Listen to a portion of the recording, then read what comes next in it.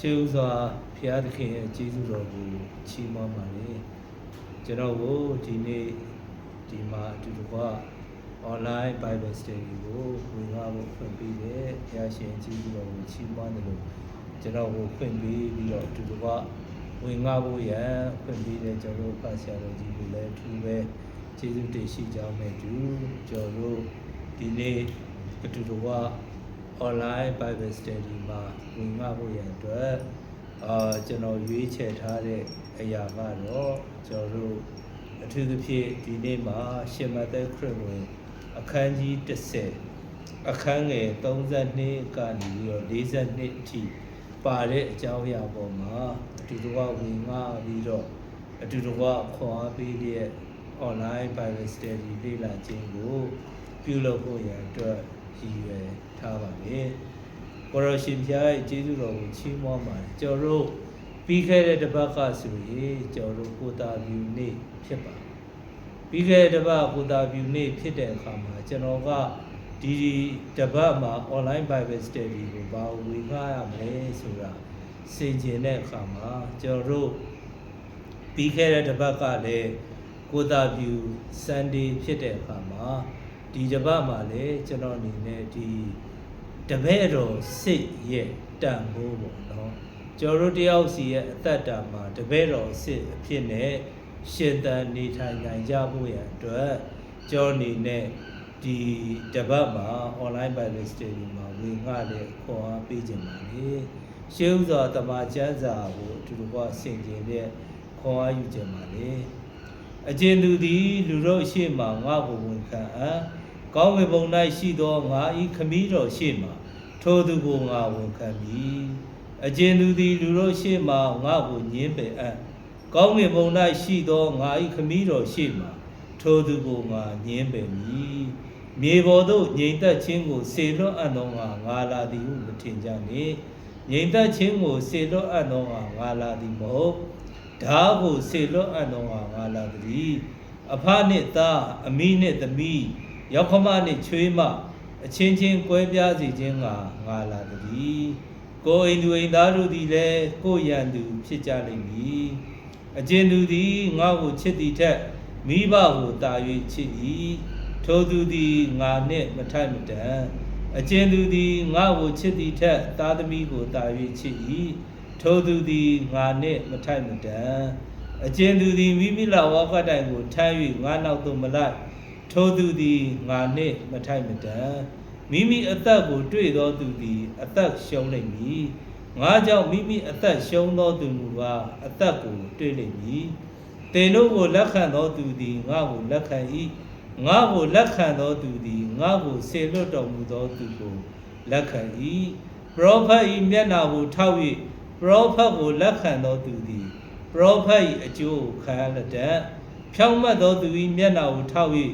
ဖြောင့်မတ်သောသူကိုလက်ခံသောသူသည်ဖြောင့်မတ်သောသူ၏အကျိုးကိုခံရလက်တတ်အကျဉ်သူသည်တပည့်တော်၏မျက်နှာကိုထောက်၍ဤသူငယ်တစ်စုံတစ်ယောက်အားရေတစ်ခွက်ကိုမျှပေးထိုသူသည်အကျိုးကိုမရဘဲမနေရဟုငါအမှန်ဆိုသည်ဟုမှားထားတော်မူ၏ကျော်တို့ဒီဖတ်သွားတဲ့တမန်ကျမ်းစာအခန်းငယ်10ခုဒီအခန်းငယ်10ခုမှာကျွန်တော်ဘာကိုဝင်ငှကျင်လဲဆိုတော့အဓိကအားဖြင့်တပည့်တော်စစ်ကျွန်တော်တပည့်တော်စစ်လို့ပြောတဲ့အခါမှာကျွန်တော်ခရစ်ယာန်ရဲ့အသက်တာမှာကျွန်တော်ကယုံကြည်သူတယောက်ဖြစ်လာတယ်တချို့တွေကကျွန်တော်တို့ဆိုရင်တော့မိဘကခရစ်ယာန်ဖြစ်တဲ့အတွက်ကြောင့်မိဘခရစ်ယာန်ဖြစ်တယ်အဖေကသေဦးဆရာဖြစ်တယ်ကျွန်တော်တို့ကခရစ်ယာန်အတိုင်းဝိုင်းမှာကြီးပြင်းလာပြီးတော့ခရစ်ယာန်ဖြစ်တာတချို့ကတော့အဲ့လိုမဟုတ်ဘူးတချို့ကတော့ခရစ်တော်ကိုအစကမမီးစမ်းဘူးတခြားဘာသာဝင်ရနေပြီးတော့ခရစ်ယာန်ဖြစ်လာတဲ့သူရှိတချို့ကကြတော့ဘောအသက်တာမှာဒီတိုင်းပဲနေခဲ့တယ်ခရစ်ယာန်လို့ပြောတယ်နာမည်ခံဖို့နာမည်ခံခရစ်ယာန်အနေနဲ့ရှင်သန်နေထိုင်ဒါပေမဲ့သူတို့ကတကယ်အချိန်တန်တဲ့အခါမှာ encounter with God ဖခင်သခင်နဲ့ encounter ကိုယ်တိုင်ထိတွေ့ပြီးတော့ဖရာသခင်နဲ့ကိုယ်တိုင်ထိတွေ့ပြီးတော့ကြုံဆုံပြီးတော့ဖရာသခင်နဲ့ထိတွေ့ပြီးတဲ့အခါမှာမိမိရဲ့အသက်တာလုံးဝဖရာသခင်စီကိုပြောင်းလဲလာတဲ့သူမျိုးလည်းရှိပါအဲ့တော့ကျွန်တော်တို့ယုံကြည်သူဖြစ်ပြီးယုံကြည်သူဖြစ်ပြီးတဲ့အခါမှာဒုတိယအိမ်နဲ့တက်လှမ်းမယ့်အရာကဘာလဲဆိုတော့တပည့်တော်စစ်ဖြစ်ပါတယ်တပည့်တော်စစ်ဖြစ်ပါကျွန်တော်တို့လူတိုင်းကဖရာသခင်ရဲ့အမှုတော်ကိုမဆောင်နိုင်ပါဘူးဟလာလူတိုင်းကဓမ္မဆရာအလုပ်ကိုအမှုကိုမပြုနိုင်ဘူးကျွန်တော်တို့အသင်းတော်ထဲမှာလာတဲ့အခါမှာနော်ကျွန်တော်တို့ဓမ္မဆရာတွေတိတ်ခါရဆရာတွေဓမ္မဆရာတွေကဓမ္မဆရာရဲ့ဝတ်ကိုပြုပါဒါပေမဲ့ကျွန်တော်တို့တာမန်အသင်းသားတွေယုံကြည်သူတွေဘာလုပ်ရမလဲတပည့်တော်စစ်ဖြစ်ဖို့အရေးကြီးပါကျွန်တော်တို့အဲ့ဒီအဆင့်ကိုတက်လှမ်းဖို့ရအတွက်အရန်အရေးကြီးပါသခင်ယေရှုဘုရားကလည်းနော်ဒီအရာကိုပဲမှားခဲ့တာနော်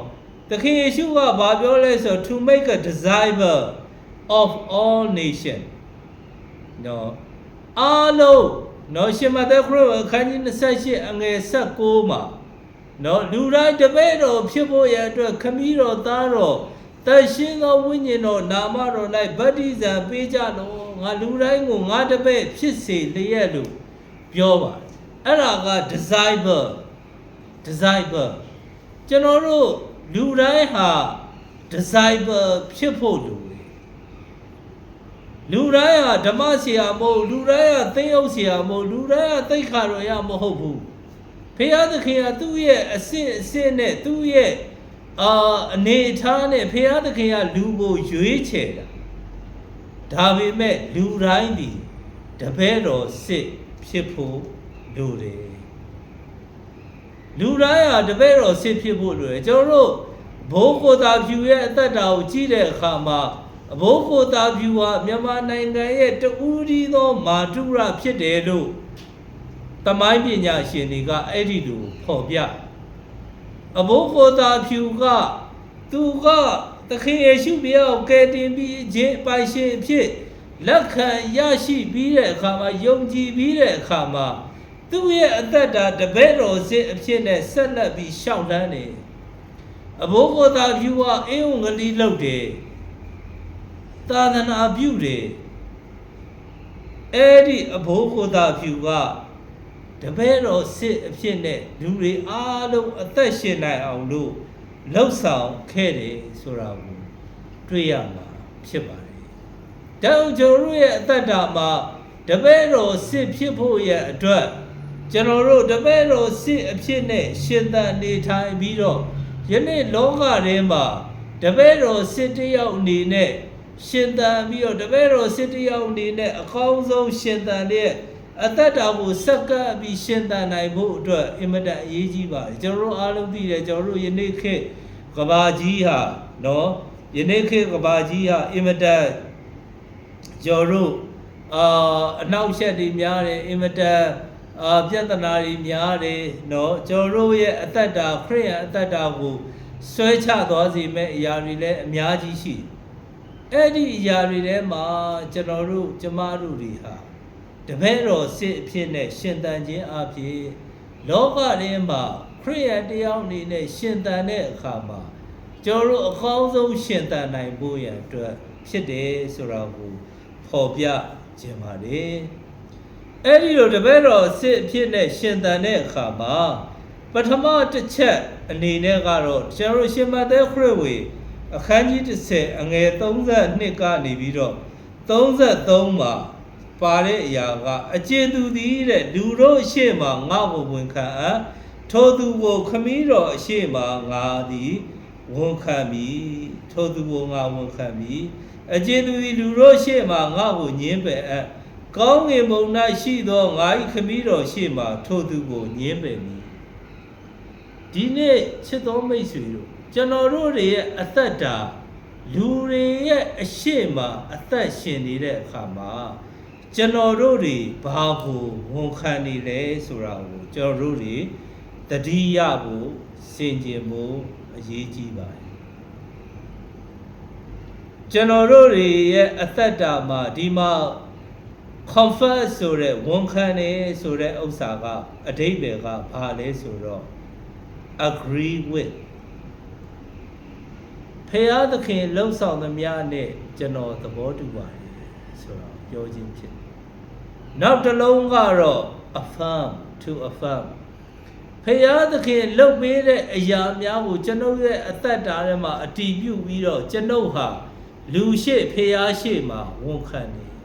ဒါကြောင့်ကျွန်တော်နှစ်ချင်းမင်္ဂလာခံယူတဲ့အခါမှာသေယုတ်ဆရာတွေကသိက္ခာရောရဆရာတွေကမေးရ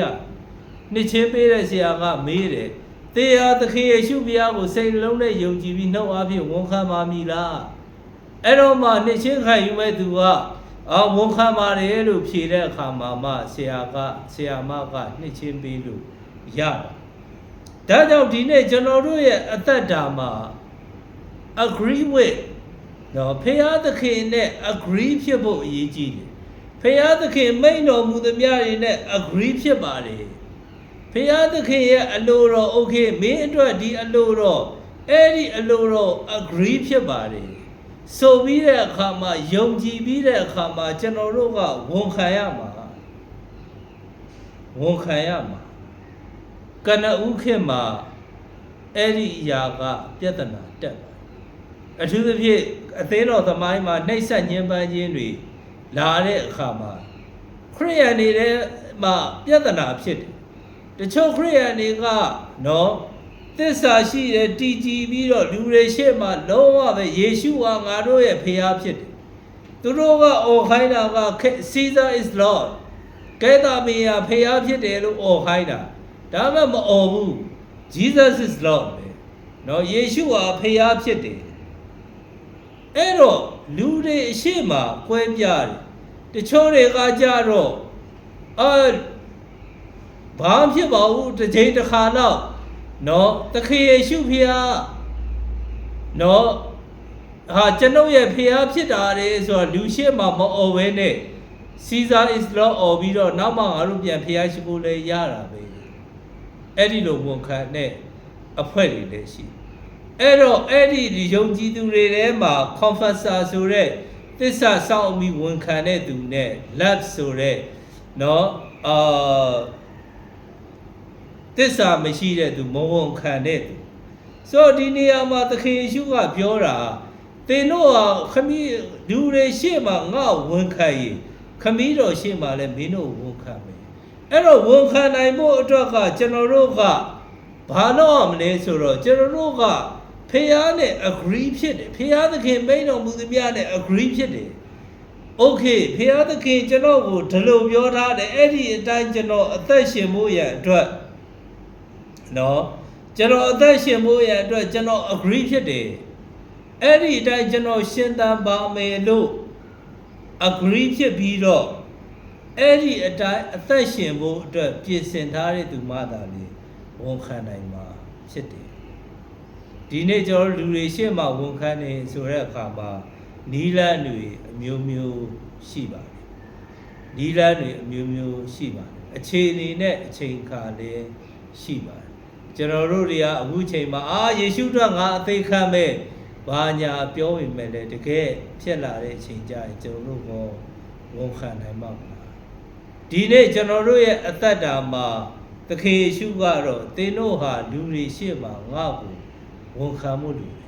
တနည်းအားဖြင့်ကျွန်တော်တို့ရဲ့အသက်တာလူတွေရဲ့အရှိမကျွန်တော်ဟာဖခင်နဲ့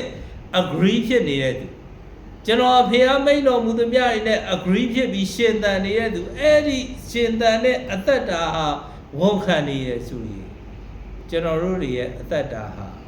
ဖခင်နဲ့ထပ်တူဖြစ်တယ်အဲ့တော့လူတွေကကြည့်လိုက်တဲ့အခါမှာခရစ်ယာန်ဒီလူဒါဝိဒ်မင်းရဲ့အသက်တာ okay ဖခင်ရှိမှမင်းဝန်ခံတယ်လူတွေရှေ့မှာယေရှုဟာကျွန်တော်ရဲ့ဖခင်ဖြစ်တယ်ကျွန်တော်တို့ဝန်ခံနိုင်ဖို့လိုတယ်ဒါဟာအင်မတန်အရေးကြီးတဲ့ဧဝံဂေလိသတင်းစကားလည်းဖြစ်ပါတယ်ရှေးဟောခရစ်ဝင်ခန်းကြီး၄မှာကြည့်တဲ့အခါမှာအဲ့ဒီရှမာရိအမျိုးသမီးကရေခတ်ဖို့လာ ဒါပေမဲ့သခင်ယေရှုနဲ့ထိတွေ့ပြီးတဲ့အခါမှာအဲ့မျိုးသမီးကဘာပြောလဲဆိုတော့လာတဲ့ရည်ရွယ်ချက်ကရေခတ်ဖို့ဒါပေမဲ့သခင်ယေရှုနဲ့တွေ့ပြီးနောက်ပိုင်းမှာရေအိုးကိုထားခဲ့တယ်ရည်ရွယ်ချက်တွေဥတီချက်တွေပြောင်းသွားတယ်ကျွန်တော်တို့တပည့်တော်ဈေးရဲ့အသက်တာအဲ့ဒါဖြစ်တယ်မိတ်ဆွေတပည့်တော်ဈေးရဲ့အသက်တာကျွန်တော်တို့ရဲ့ရည်ရွယ်ချက်တွေဥတီချက်တွေသခင်ယေရှုနဲ့မတွေ့ခင်တော့ကကျွန်တော်တို့တွေကတခြားအဖြစ်ဖြစ်နေတယ်တစ်မျိုးဖြစ်နေဒါပေမဲ့သခင်ယေရှုနဲ့တွေ့ပြီးသွားတဲ့အခါမှာကျွန်တော်တို့ဒီသခင်ယေရှုနဲ့အရာသဘောတူတယ်သခင်ယေရှုမိန့်မာတဲ့အတိုင်းသဘောတူတဲ့သူများသခင်ယေရှုမိန့်မာတဲ့အတိုင်းသဘောတူပြီးရှင်သန်တဲ့သူများ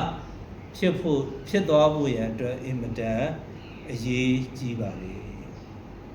ဒုတိယတစ်စစ်ကျွန်တော်တို့အဲ့ဒီလို confess လုပ်ပြီးတဲ့အခါမှာဖယားသခင်ကိုဝန်ခံပြီးဖယားနဲ့ agree ဖြစ်ပြီးတဲ့အခါမှာဒုတိယတစ်ဆင့်ကဘာဖြစ်သွားမလဲဆိုတော့ကျွန်တော်တို့ရဲ့အသက်တာမှာထူးခြားသွားမယ်တဲ့ထင်ရှားသွားမယ်ကွဲပြားသွားမယ်ဆိုတာကိုတွေ့ရပါတယ်နော်ကွဲပြားသွားလိမ့်မယ်ဆိုအဲ့မှာသခင်ယေရှုကဒုတိယတစ်ပိုင်းမှာဘာပြောလဲဆိုတော့မြေပေါ်ဟိုးတဲ့ငြိမ်သက်ခြင်းကိုဆေလွတ်အပ်သောငါလာတယ်လို့မထင်ကြနဲ့တဲ့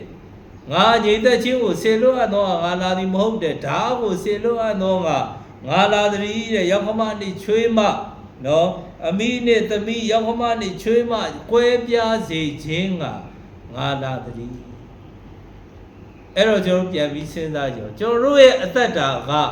ဖယားနဲ့ agree ဖြစ်တယ်โอเคဖယားနဲ့ agree ဖြစ်ပြီးဖယားမိန့်တော်မူသမျှနဲ့အသက်ရှင်နေအဲ့တော့လူတွေရှေ့မှာကိုယ့်အသက်တာကိုထင်ရှားစေတယ်ကိုယ့်ရဲ့အသက်တာကိုကျွန်တော်တို့ကလူတွေရှေ့မှာမင်းမသိဘူးငါယေရှုကိုယုံကြည်တယ်ဆိုတော့ဝန်ခံကြောက်ဝန်ခံပြီးတဲ့အခါမှာဒုတိယတစ်ဆင့်မှာအဲ့လိုလူမျိုးဟာတအိမ်ထဲမှာတော့မှကွဲပြားသွားလိမ့်မယ်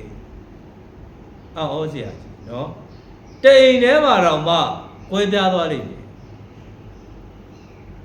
အိမ်တစ်လုံးထဲမှာကွဲပြားသွားမယ်ဘလောက်အော်ဘူးကောင်းတယ်နော်အိမ်တစ်လုံးထဲမှာတော့မှကွဲပြားသွားလိမ့်မယ်အဲ့တော့သခင်ယေရှုကပြောတဲ့အခါမှာတချို့ကသခင်ယေရှုဖျားကနော်မေတ္တာရှင်မဟုတ်သခင်ယေရှုကဓာတ်ကိုဆေလွတ်တယ်လူတွေကြားထဲမှာပြဿနာဖြစ်ဖို့အတွက်ဆေလွတ်တဲ့ဖျားဆိုပြီးတော့တချို့ကပြောရင်ပြောကြတယ်သခင်ယေရှုကဓာတ်လို့ပြောတဲ့အခါမှာဓာတ်ဟာတမန်ကျမ်းစာထဲမှာဘာနဲ့ထပ်တူပြုလဲဆိုတဲ့အခါမှာတမန်ကျမ်းစာဖြစ်ပါတယ်တမန်ကျမ်းစာဖြစ်သခင်ယေရှုကငါတမန်တရားကိုဆေလွတ်လိုက်တယ်အဲ့ဒီတမန်တရားအတိုင်းမင်းဟာအသက်ရှင်မယ်ဆိုရင်မင်းဒီဝန်ခံမယ်ဆိုရင်မင်းဟာလူရှိဖျားရှိမှာတအိမ်ထဲမှာပဲရှိနေတဲ့သူအချင်းချင်းနဲ့တောင်မှကွဲပြားသွားလိမ့်မယ်ချစ်တော်မိတ်ဆွေတို့အဲ့ဒီအရာကိုကျွန်တော်တို့ဒီစမ်းကြည့်ရအောင်ဆိုတော့ဒီစကားရဲ့အဓိပ္ပာယ်ကဘာလဲဆိုတော့daisazo ဆိုတဲ့ Greek စကားနဲ့လာပါတယ်တခေရှုပြရဒီကွဲပြားသွားလိမ့်မယ်ဆိုတဲ့စကားလုံးက daisazo ဆိုတဲ့ Greek စကားကဘာကိုဖော်ပြလဲဆိုတော့အဓိပ္ပာယ်က to cut into two နော်နှစ်ခုပိုင်းဖြတ်လိုက်ခြင်းဖြစ်တယ်သူနဲ့ကိုယ်နဲ့ကြားတိမ်ထဲမှာရှိတဲ့သားမီးနှစ်ယောက်ကြားကွဲပြားသွားမယ်သားဖနှစ်ယောက်ကြားကွဲပြားသွားမယ်အဖေနဲ့သားအမီးနဲ့သမီးနော်ချွေးမကြားဆိုတိမ်ထဲမှာပဲရှိနေတာပဲဒါပေမဲ့ယေရှုကိုဝန်ခံပြီးယေရှုနဲ့ဖခင်နဲ့ agree ဖြစ်ပြီးတော့သဘောတူတယ်ကိုရောမိန့်တော်မူတရားအားလုံးကျွန်တော်သဘောတူတယ်ကိုတော့ကျွန်တော်ကိုလမ်းပြပါကျွန်တော်ကိုအုပ်ဆိုးပါလို့ပြောတဲ့အသက်တာနဲ့ကိုရောထင်ကနေဆိုတာနဲ့ကိုရောကျွန်တော်ဘာတွေလုပ်နေရလဲကိုရောကျွန်တော်ကိုနော်ကိုရောကျွန်တော်ကိုဘာတွေပေးတာကိုရောကျွန်တော်ပြောရင်နားမထောင်ဘူးကျွန်တော်ဆုတောင်းရင်နားမညောင်းဘူးကိုရောကကျွန်တော်ဘက်မှာမရှိဘူးဆိုတဲ့အရာတွေအဲ့ဒီလိုစင်ကြေတွေအဲ့ဒီလိုဖះကိုဇောတကတက်ပြီးတော့ကိုရောကကျွန်တော်ကိုမချစ်ဘူးကျွန်တော်ဘက်မှာမရှိဘူး ဆိုတဲ့ complain နဲ့သွားမှာလားကျွန်တော် confess နဲ့သွားမှာလားကျွန်တော်စဉ်းစားဖို့ကျွန်တော်ရဲ့အသက်တာက complain နဲ့သွားရင်တခေဒုတိယတစ်စစ်မှာကွဲပြားသွားလိမ့်မယ် cut into two နှစ်ပိုင်းဖြတ်လိုက်လိမ့်မယ်အဲ့ဒါက permanent separation ပဲတခေရှုပြောတာမင်းတို့အဲ့ဒီမှာကွဲပြားသွားလိမ့်မယ်အဲ့နှစ်ပိုင်းကကွဲပြားသွားလိမ့်မယ်တစ်ပိုင်းကတော့ငါ့ကိုယုံကြည်တဲ့သူတစ်ပိုင်းကတော့တပည့်တော်စစ်ဖြစ်တဲ့သူတစ်ပိုင်းကတော့တပည့်တော်စစ်မဟုတ်တဲ့သူဖြစ်တယ်အဲ့တော့ကျွန်တော်တို့ကနံပါတ်1 confess လုပ်မှာလားဒါမှမဟုတ်ကျွန်တော် complain လုပ်အချင်းသူကကျွန်တော်လူတွေရှေ့မှာငါ့ကို confess လုပ်မင်းတို့ငါခမီးတော်ရှေ့မှာတစ်ချိန်ကြာကျွန်တော်သိနေသေတဲ့အခါမှာခမီးတော်ရှေ့ရောက်တဲ့အခါမှာတခင်ကျွတ် okay ငါလည်း confess လုပ်မယ် confess လုပ်မှာက recommend လုပ်ပြီးဦးမယ် okay ဒီကွာဒီလူကဒါဝိတ်က okay तू ကဖះကိုယုံကြည်တဲ့သူနော်ဒါဝိတ်ကငါ့ကိုလူတွေရှေ့မှာဝန်ခံတဲ့သူဒါမှမဟုတ်ဒါဝိတ်ကငါ့ကိုလူတွေရှေ့မှာဝန်ခံတဲ့သူမဟုတ်ဘူးတခင်ယေရှုကအဲ့ဒီလူအတိလေးပြောလိမ့်မယ်အဲ့တော့ကျွန်တော်တို့က complain လုပ်ခဲ့ရင်တခင်ယေရှုကပြောလိမ့်ပါဒါဝိတ်ကဘာမှလူတွေရှေ့မှာငါ့ကိုဝန်ခံလူတွေရှေ့မှာလည်းငါ့ကိုဘာမှမထင်ရှားစေခဲ့ဘူးငါနဲ့လည်းဘာမှ agree မဖြစ်ဘူးငါပြောသမျှတခါမှသူသဘောမတူဘူးဆိုရင်ကျွန်တော်တို့ရဲ့အသက်တာ complain နဲ့သွားမလား confess နဲ့သွားမလားဒုတိယတစ်ခုမှာကကျွန်တော်တို့ရဲ့အသက်တာအဲ့ဒီလို complain နဲ့သွားမယ်ဆိုရင်ကျွန်တော်တအိမ်ထဲမှာပဲနေပြီးတော့ပွဲပြားသွားတယ်ဆိုရင်အဲ့ဒီဥစ္စာကဘယ်လိုဖြစ်မလဲနှုတ်ကပတ်တော်နဲ့အသက်ရှင်တဲ့သူနဲ့အသက်မရှင်တဲ့သူနော်အဲ့တော့ဒါအတယောက်ချင်းပဲနော်ချစ်တော်ဒါတပည့်တော်စစ်ဆိုတယောက်ချင်းပဲကျွန်တော်တို့ဥမာကျွန်တော်နိုင်ငံသားမှာကြောင်းတက်ဖို့ကျွန်တော်လုပ်တယ်ကြောင်းတက်တဲ့အခါမှာကျွန်တော်တယောက်သေးပဲနောက်ဆုံးကျွန်တော်ရဲ့ defense လုပ်ရတဲ့အခါမှာကျွန်တော်တယောက်သေးပဲရင်ဆိုင်ဘယ်သူမှကျွန်တော်လာပြီးတော့မလုပ်ပေးဘူးတယောက်သေးပဲအခုတပည့်တော်စစ်တည်တယ်ကျွန်တော်တို့ရဲ့ဆုံးဖြတ်ချက်နဲ့ပဲဆိုင်နေဆိုတာကိုပေါ်ပြခြင်းပါတယ်နောက်ဆုံးတစ်ချက်ကတော့ဒီလိုမျိုးတပည့်တော်စစ်ဟာမိမိရဲ့အတ္တတာကိုနော်ဖရာအတွက်ပေးအပ်တဲ့ဖြစ်တယ်ကျွန်တော်တို့ဆရာကြီးယူရတန်တို့အဘိုးကိုသာဖြူတို့သူတို့ရဲ့အတ္တတာကိုကြည့်ပြောင်းလဲသွားတယ်ဖရာအတွက်စက္ကန့်တပည့်တော်စစ်တယောက်အနေနဲ့စက္ကန့်တဲ့အခါမှာသူတို့ရဲ့အကျိုးအမြတ်အတွက်ဘာတစ်ခုမှသူတို့မလုပ်ခဲ့ပါဘူးသူတို့သိတာကသူတို့လုပ်ရမယ့်အရာကဘာလဲတပည့်တော်စစ်တယောက်အနေနဲ့လုပ်ရမယ့်အရာကိုလုပ်တယ်တပည့်တော်စစ်တယောက်အနေနဲ့သူများကြားထဲမှာထူးခြားတဲ့သူတယောက်ဖြစ်နေရှင်သန်တတ်ဖို့သူတို့တွေလုပ်တယ်ပြီးတဲ့အခါမှာကိုယ့်အသက်တာကိုဖရာသခင်ကိုပဲပူဇော်ပြီးတော့အသက်ရှင်နေဒီနေရာမှာသခင်ယေရှုကပြောတယ်နော်အကျဉ်သူဟာတဲ့မိမိကားတိုင်ကိုထမ်း၍ငါနောက်ကိုမလိုက်ထိုသူဟာငါနဲ့မထိုက်မတန်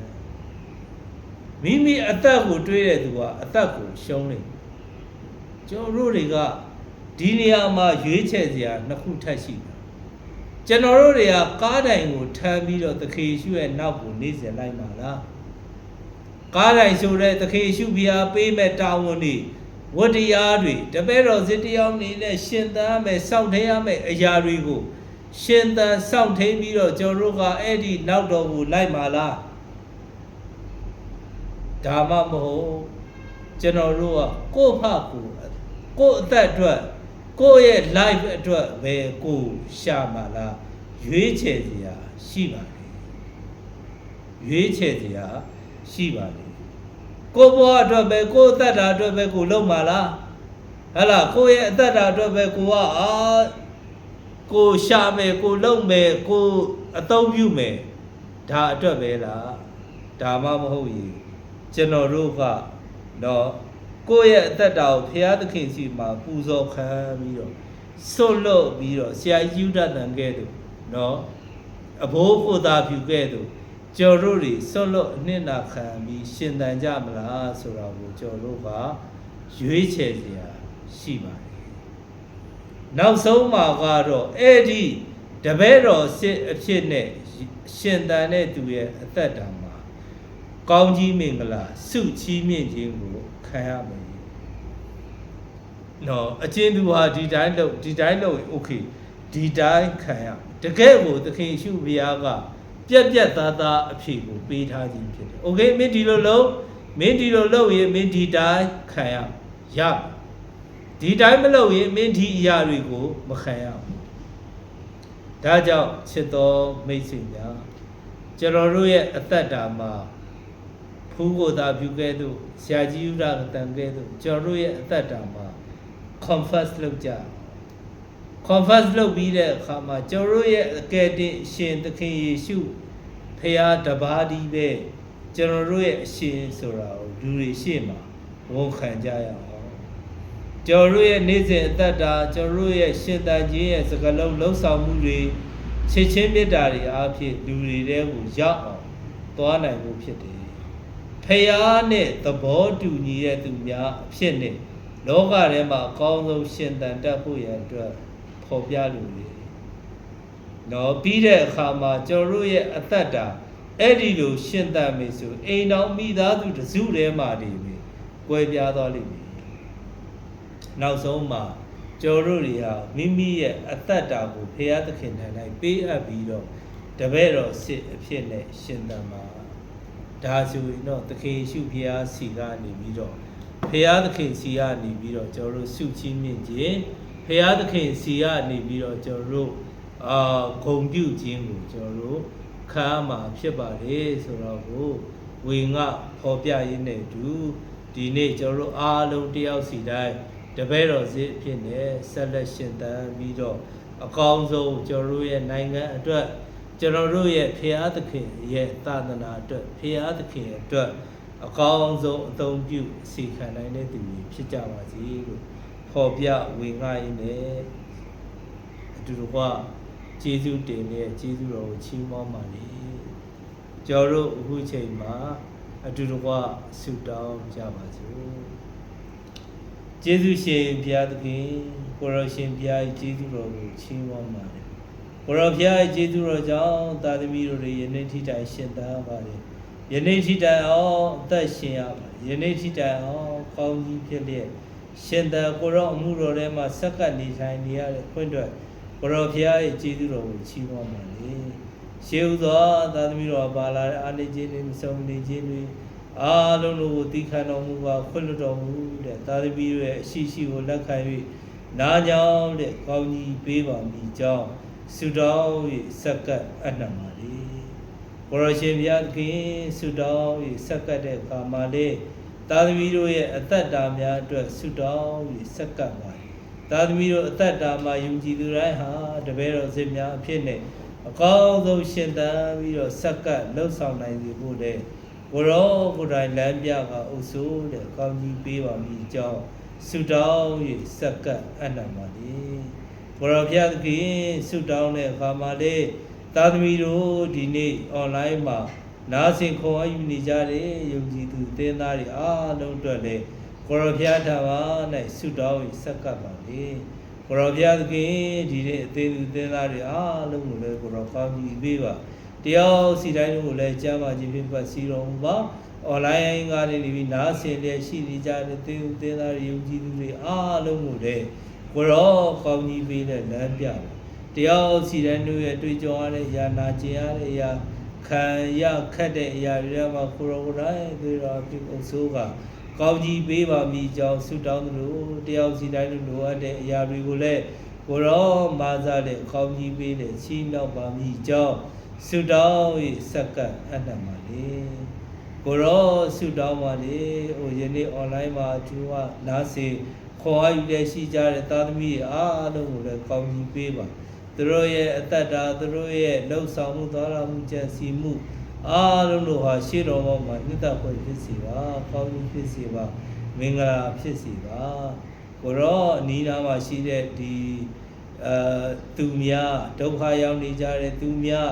အားလုံးတို့ကိုသာသမီတို့သည်အကောင်းဆုံးကြည့်ရှုတဲ့ပြုစုတဲ့ယနေ့ခေတ်ဆိုတဲ့လောကကြီးထဲမှာကိုရောရဲ့တပည့်တော်စစ်များအဖြစ်နဲ့လောကကြီးထဲမှာအကောင်းဆုံးရှင်သန်တဲ့ဆက်ကပ်နိုင်စီဖို့လေကုမတော်ပါသာသမီတို့အသင်းတော်ရဲ့အဖဆရာကြီးမဆရာဓမ္မမှုတော်ဆောင်များအားလုံးကိုလည်းကိုရောကောင်းကြီးပေးပါအသင်းတော်ထဲမှာပေါအောင်ဆက်ကပ်တဲ့ရှိကြတဲ့သူတွေအားလုံးတို့ကိုလည်းကိုရောကိုယ်တိုင်ကောင်းကြီးပေးကြရပြီတယောက်စီတဲ့ဆက်ကပ်ခြင်းအသုံးတော်ခံခြင်းတို့အပြင်ဘုံတော်ကိုထင်ရှားနိုင်ရတဲ့ခွင့်ချီးမြှောက်ပြီးကောင်းကြီးပေးပါတယောက်စီတိုင်းတို့ရဲ့လိုအပ်တဲ့အရာတွေလည်းကိုရောကိုယ်တိုင်မဆားတဲ့ကောင်းကြီးပေးပါတယောက်စီတိုင်းတို့ရဲ့တောင်းတတဲ့စိတ်ဝိညာဉ်ကိုကိုရောဒီရောင်ရဲစီတဲ့တယောက်စီတို့ရဲ့မူသိတဲ့ဝိညာဉ်ကိုကောင်းသောအရာတွေနှုတ်ကပတ်တော်တွေနဲ့ဝါနေစေပါမိကြောင်းဆုတောင်းပြီးဆက်ကပ်အနံပါလေဆုတောင်းပါလေကိုရောလည်းဝေသူရာခသိန်းကိုဆက်ကပ်တယ်ယနေ့တည်းတာလုံးရာအားလုံးတော့ကိုရောကျေးဇူးတော်ကိုချီးမွမ်းတဲ့ဆုတောင်းပါသာသမီတို့အပြစ်တွေအားနည်းချက်တွေခွင့်လွှတ်တော်မူပါသာသမီတို့နေချင်းအသင်းချုပ်နေ့အတူမြန်မာနိုင်ငံထဲမှာလှုပ်ဆောင်နေရှိကြတဲ့သာသနာတွေ MCC နဲ့အတူအဖွဲ့အစည်းတည်တည်ရဲ့လှုပ်ဆောင်ခြင်းတွေအားဖြင့်လည်းတပည့်တော်စစ်များတည်ထွက်ပေါ်လာနိုင်စေဖို့လေကိုရောလမ်းပြတဲ့အုပ်စိုးတဲ့ကောင်းကြီးပေးပါသာသမီတို့ဆက်စပေါ်တဲ့အသင်းချုပ်ကြီးထဲမှာတော့၎င်းသာသမီတို့ရန်ကုန်မြို့မှာအသင်းတော်ထဲမှာတော့၎င်းတပည့်တော်စစ်တွေပေါ်ထွက်တဲ့သာသမီတို့တိုင်းပြည်တဲ့အခြေအနေအမျိုးမျိုးထဲမှာတပည့်တော်များဟာများပြားလာပြီးတော့ကိုရောကိုယုံကြည်တဲ့သူတွေထိုတပည့်တော်တွေကိုကြည်ကြအဖြစ်ပို၍တိုးပွားလာနိုင်စေရာဖြစ်စေလို့ကုမပါရန်ကုန်မြို့မှာအသင်းတော်ရဲ့လှုပ်ဆောင်မှုတိုင်းတို့ကိုလည်းကိုရောကောင်းကြီးပေးပါရန်ကုန်မြို့မှာအသင်းတော်ကိုလည်းဆက်လက်ပြီးလမ်းပြတော့ပါအသင်းတော်ထဲမှာကြာမကြီးအားနေတဲ့ရှိကြတဲ့ယုံကြည်သူတွေအားလုံးကိုလည်းလက်တော်လေးအနာငြိမ်းတခုပြပတ်စည်းတော်မူပါကျေးဇူးတော်ကိုချီးမွမ်းတဲ့ဆုတောင်းတဲ့မေတ္တာပို့ကြတဲ့အခါမှာသခင်ယေရှုဘုရား၏နာမကိုမြည်ပြီးဒီနေ့မြတ်စွာဘုရားဆက်ကပ်အနံဆုတောင်းခြင်းကိုနားကြောင်းတော်မူပါဗျာ